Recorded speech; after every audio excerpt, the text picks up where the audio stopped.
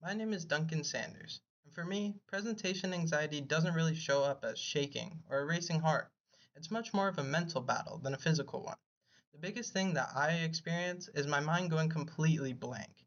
Even when I've prepared multiple times and I know the material by heart, the moment that I'm put on the spot, it's like everything just disappears from my mind. That freeze response can be really frustrating for me because it doesn't reflect how I prepare or who I actually am.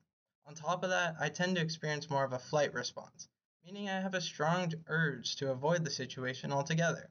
I'll procrastinate on preparing or find reasons to put it off.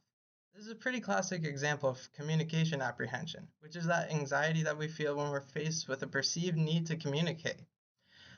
The method I find most helpful for managing this is deep breathing. It's simple but effective.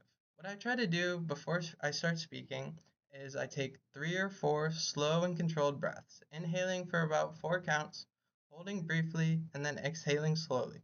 What this does is it shifts my focus away from the audience and back to my body, which helps me interrupt that freeze response before it takes over entirely. The other reason I like this method is that the more that you use it, the more effective it becomes over time. This connects to the concept of habituation, which is when your body's physiological response to a stressor gradually decreases with the more times that you're exposed to it. So, the more that I practice speaking and pair it with these breathing techniques, the less intense the speech anxiety becomes for me. So, to summarize, I experience presentation anxiety mostly through that freeze response and a tendency to want to avoid the situation entirely. Deep breathing is my go-to tool for managing it.